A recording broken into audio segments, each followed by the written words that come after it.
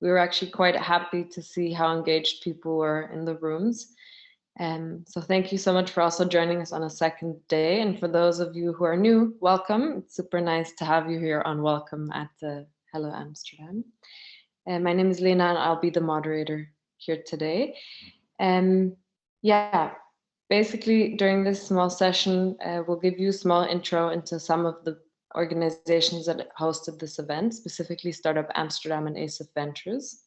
And then we also have Quincy coming in from Hello Mentor, who will be giving us a few more household tips for the day, especially for those of you who are new, but also just to make sure that everyone's clear on what's happening today. And then last but not least, we have a really amazing guest speaker, who you'll hear more about in just a moment. But maybe we can start off with Alex or Alexandra, and you can briefly tell us a little bit more about Startup Amsterdam, your work, and also your involvement in this event.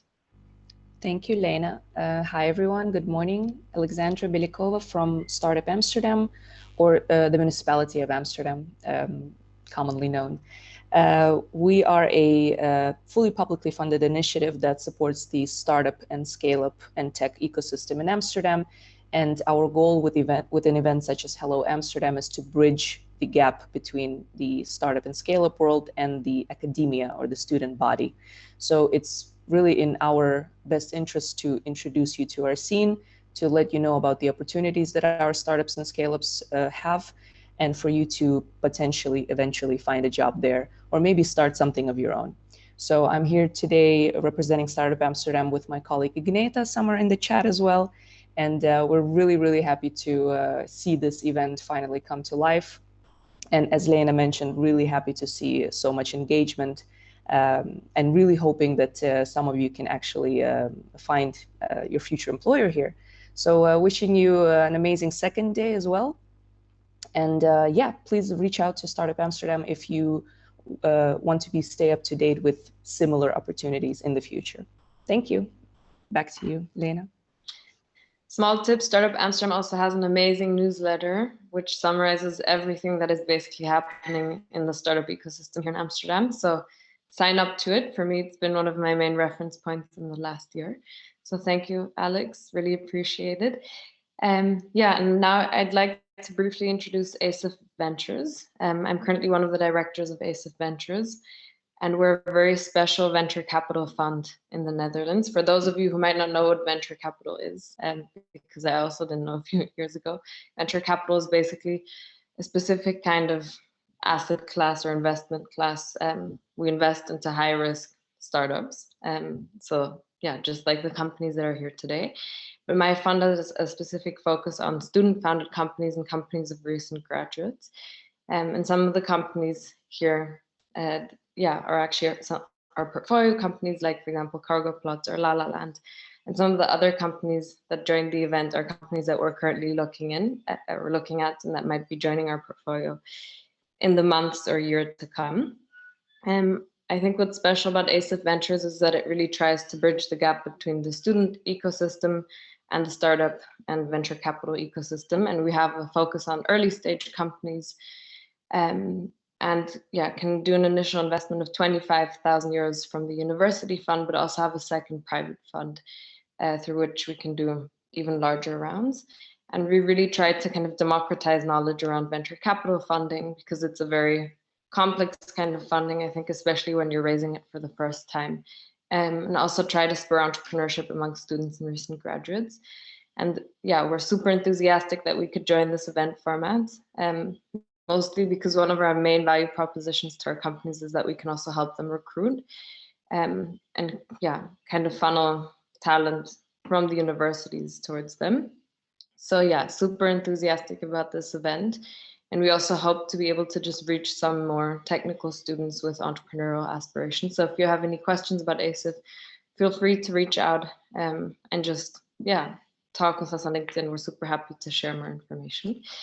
And I think that's enough self-promo, and Alex is on my side for today. So without further ado, I'd like to pass it on to Quincy for some final housekeeping. Yes, good morning, everybody. And again, as well, nice to have you again on day 2 or Nice to have you on your first day here. Some practical tips or things for today. At 5, we're going to award the prizes, the cool prizes that have been won. Monday, the vacancy board will go live. So if you want to want to find vacancies from the joining participating companies, from Monday onwards, the vacancy board will be live. You can also receive your test. If you did the test, you can also win a prize, of course, but you also receive your results also next week. And also, just for the people who are here for the first time, we have a social beach and we have a social forest where you can just socialize, can wander around. Maybe if a company's session has ended and you still want to continue talking, you can stay in a session or you can meet at a social beach or at the forest. So please wander around. The buttons are in the lobby as well, but also in the company stages. If you have any questions, Lethabo, she was just around here. You can always send her a message or send a message to contact@hellomentor.nl so we can quickly reach out to you. So please, if anything goes down south or you have any questions, feel free to reach out to us. So I hope you enjoy day 2. We have, as Hello Mentor, we also have our own session at the end of the day. So hopefully we'll see you there as well. And then I can tell you a little bit more about Hello Mentor. But of course, enjoy the other companies as well. Talk to you soon. Bye-bye. Thanks, Quincy. And yeah, do check out the beach as well as the forest, because you can play around and do all kinds of really crazy things. It feels like being part of a video game. So don't miss out on that. But yeah, next up, we have probably the most exciting part of this morning. After, oh, sorry, my computer is creating some kind of strange update. Yeah, we have our speaker coming up next. Lethabo, I'm really worried to mispronounce your last name, but please correct me after the intro if I got it wrong. Our Friday speaker is Lethabo Motsoaledi, who's the co-founder and current CTO of Voice, and who has also, just like our speaker yesterday, received numerous awards for being one of the most innovative and inspiring women in tech. To name a few examples, she was one of 50 most inspiring women in tech in Inspiring 50 South Africa in 2017, and also one of South Africa's 200 brightest coming up stars in 2017, according to the Guardian newspaper. She was also a speaker and member of Women in AI, and most recently the winner of the Blue Tulips Award. Huge congratulations in the category of Finance and Prosperity, hosted by Accenture. And we're super excited to welcome you here today and learn a little bit more about how you ended up in the tech scene, how you started your entrepreneurial journey. And yeah, just want to learn a bit more about what you think the best transition to the labor market is when you're interested in having an entrepreneurial career. So yeah, I would really like to welcome you on stage. Thanks, Lena. Can everybody see and hear me? Good morning. How are you? I'm yes, good. How are you? Really good. Thank you. Super excited to have you here. And yeah, I prepared a few questions, so we're going to have a small fireside chat. And the first thing that I was curious about was, when I was young, I wanted to be either an opera singer or the German chancellor. And I think, yeah, there were a lot of different reasons why I wanted to be these things. But I think it had a lot to do with the environment I grew up in and kind of the role models I had surrounding me. So I'm curious, when you were young, what was your biggest dream job, if you had one? And who were the biggest role models in your environment? And do you think that there was a connection between the two? Yeah, it's very interesting that you asked, Lena. Thanks. So my journey and the choice to be an entrepreneur is a pretty interesting one. I grew up in South Africa, and most people might not know this, but, or maybe do know, it's one of the most unequal societies in the world, where you've got like really, really rich and well-off people and really, really poor and not so well-off people. And what didn't sit well with me was, so my parents were politicians, they were in middle class. What didn't sit well with me was every holiday I had to go visit my grandmother's from a village, and the friends around me were not going to get the same opportunity simply because of where they grew up. And I felt there's something I need to do about it. I don't know what it is, but I'll figure it out. And then I thought, you know, be a doctor, because everybody, you know, they help people, you know, all that kind of stuff. But it's strange to say this, thinking back why I didn't become a doctor, I realized it's not scalable. The amount of hours you put in does not return to the amount of people you're able to reach. And I read a book by Richard Branson when I was 13. And I'm like, man, this guy just sees a problem and he just solves it, whether he's experienced or not. And that's what I want to do. So from the age of 13, I realized I want to be an entrepreneur. And I decided that that's what I was going to do, but I had no business and no problem to solve. So then I knew I had to go to university. So I studied engineering, because engineering would teach me how to solve a problem. And when I found a problem I was happy to solve, I was adamant I'd start a business around that. So that's pretty much my journey of how I got into entrepreneurship, always knowing I'd do it, but never knowing what problem I'd be fascinated to solve. Yeah. And what was your journey from that moment of knowing you wanted to be a problem solver to actually becoming the CTO and co-founder of Voice? Yeah, it is an interesting one, because I went to, I was on an entrepreneurial scholarship. So I would say to the audience or anyone who's ever in an environment where you can be exposed to a lot of entrepreneurship as possible, you get to learn the true stories, the ins and outs. So while I was in university, I was on a program that really fostered entrepreneurship. You met a lot of entrepreneurs, asked them a whole bunch of questions about what's good and what's hard. And at that point, I was so scared of all the failures they spoke about that I was adamant I want to be, I'd rather go and be a management consultant. But then I met my co-founder while still in university, and we had a couple of cool projects, like 3D printing was coming up, and we came up with a company to turn ultrasounds into 3D prints.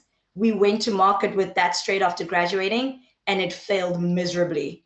And we launched a few other businesses that also failed miserably. And we eventually learned that they all failed because we never spoke to customers. We had great ideas, we launched them without validating with the market. And eventually, a couple of years later, we came up with Voice, and we've been building this product with customers ever since, making sure that we really building a product that users need. And it's the failures that we had before that kind of got us to where we are today, that make us resilient, that make us, we learned what not to do over those earlier days of just after graduation. And I'm curious, in your role as a CTO, because of course we have a lot of technical people here today, what do you think are the biggest challenges of that specific role, but also some of the things that are most exciting, especially when you're also a founder, right?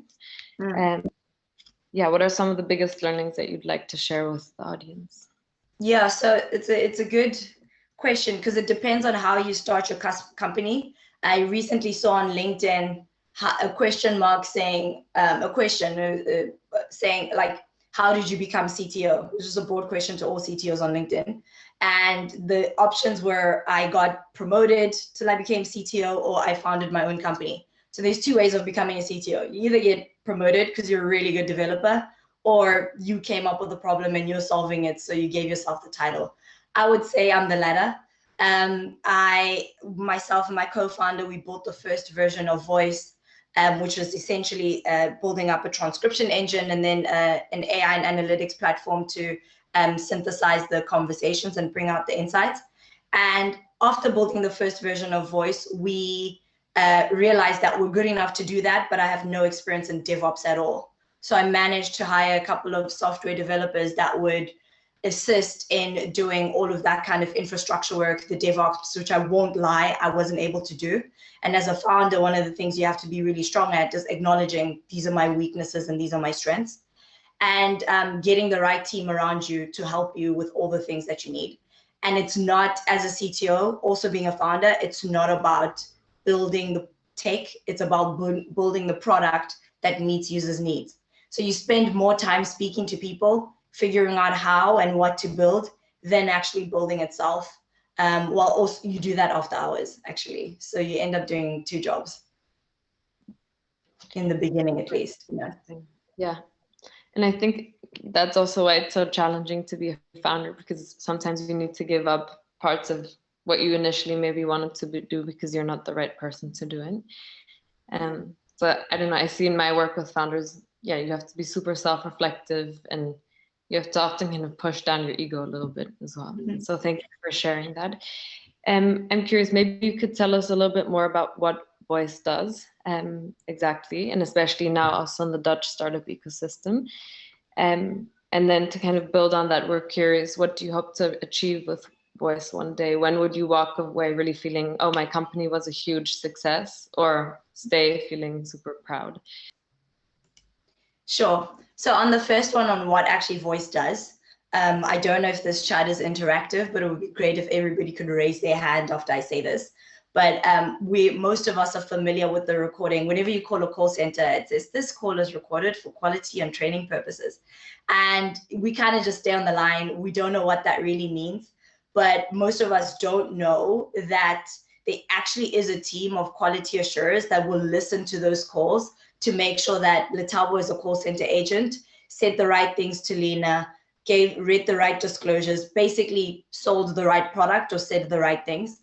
And they only managed to listen to at least 1% of all those interactions. So they don't listen to everything. So which is why if you call a call center and you're really frustrated and you feel like they haven't listened to me, it's probably because no one heard that call beyond that agent you were dealing with. And so what Voice does is changes that to empower contact centers to treat every interaction with consistency and care. We flag all the conversations that are where the customer was upset, where the agent mentioned the wrong disclosures or failed to say the right things. And we make sure that the QA team can listen to exactly what they need to listen to. Our current focus now is on banks and financial services. So right now our customer base is around 8 large enterprises spread between South Africa, the Netherlands, and we're looking to expand a couple of customers in the UK now. And where our goal is in the coming months or years is in 2026, rather years, we're looking to, we'll say we've succeeded in building a really great startup if we're monitoring the calls of 200,000 call center agents. So that roughly equates to around 2,000 companies that would have as customers. I mentioned we're at 8 right now, so we've got a very long journey ahead of us, but we're on track to hitting all those targets as we go along. Really, really exciting. Has it been interesting or different to come to the Dutch startup ecosystem as compared to the South African one? I will actually say to anyone who thinks it's difficult in the Dutch ecosystem has not experienced a tougher environment. So why I say that is in South Africa, there are a lot of challenges, Africa at most, there are a lot of challenges that founders have to face that most of the time have nothing to do with your startup and the problem you're trying to solve. You could be building the most next level technology and then some silly government regulation just completely stops you in your tracks. So you have to worry about more than just the problem you're solving. And coming to the Netherlands, I found that things we take for granted is that the government and all these ecosystems that make entrepreneurship a lot easier have actually removed a lot of the barriers. So as a founder or as a person entering the startup scene, trust that the problem you're trying to solve is all you need to worry about. You don't have to worry about the economy. You don't have to worry about all sorts of other things that most other founders have to stress about in other regions. And so I will say I experienced, when we landed in the Netherlands, a lot of support, a lot of other cool startups that really wanted to collaborate, a lot of companies that are open to innovate and also want to collaborate. So we've received a lot of inbound requests for customers here, despite us not wanting to, or not thinking that we're ready to actually expand our product into the Dutch market. And the Dutch market actually was so innovative and open that they were like, we want it. We want to try Voice. We want to do this. And so, yeah, I would say so far, it's a pretty cool ecosystem from what I've seen. But also I acknowledge that I'm in lockdown. So everybody is probably great because we're all on Zoom. Yeah. Yeah, I'm excited to see what our ecosystem will feel like once COVID maybe becomes a bit more quiet. Mhm. Yeah, we have a final question, which is, what practical tips do you have for young people who want to make their first step into the labor market? And of course, all of you, I guess, here today are trying to do that, including myself very soon, once again. So very curious to hear what you think. Well, I have two things. If you can find the email addresses of the people you want to work for, shoot your shot, whether they're offering jobs or not. If any startup is doing the right thing, they're always hiring, and they're always looking for specific skills. I would say that in our role, we're about to go, we're out to raise a round, which means we're about to hire quite a lot of people, and it's really hard. Basically, the best people that you look out for are the people that reach out to you, because you don't have a listing open. They've probably identified what problem you have. They've already told you how they can solve it, and this is why they want to be there. I would say anyone trying to join the labor market, do that, because I think of the days when I interned. I say this because I've never worked anyway. I interned when I had to in university, and then I started my own startup, and I've never worked for anyone else other than the companies I've started. But I would say to everyone, if you're looking for a job, don't wait for the opening. Find the right person on LinkedIn, find them on Twitter, find them on Instagram, wherever you find them, and just sell yourself and why you need to be there. And 9 times out of, actually maybe not 9 times out of 10, let me say 1 out of 10. So you have to spread your net really wide. They'll reach out and say, we really want this. Like, for example, we have one of our best team, well, we've got a lot of great team members, but one of our team members joined as an intern when we weren't even looking. And she's become one of the most indisposable members of our team, because she had a skill set the rest of us were just engineers, didn't have. And we were like, this is brilliant. We weren't looking, and we actually really need this role. Most startups or early stage companies really need more skills, but they can't articulate them until someone is willing to intern or join that organization and say, this is what I have to offer. With saying that, I know that we're about to hire. So I'm going to leave my email in the chat if everyone can see it. And please do email me for whatever skill set that you have, and I will promise to read that. I don't know if everybody saw my message in the chat. It's just my email address. Yeah, I'd encourage individuals to just shoot their shot, and 1 out of 10 times something positive will happen. Thank you so much, Lethabo. I think you shared a lot of really, really interesting insights on a really wide range of topics in less than 15 minutes. So thank you so much for that. It was a huge pleasure to have you here today. And I think a beautiful way to kick off day 2. Yeah, we have our first company coming up in less than 3 minutes. So I think it's time to leave the main stage and kick off for day 2. Thank you so much, everyone. Thanks, everyone. Enjoy the rest of the day. Thank you. Thank you. Bye-bye. Enjoy.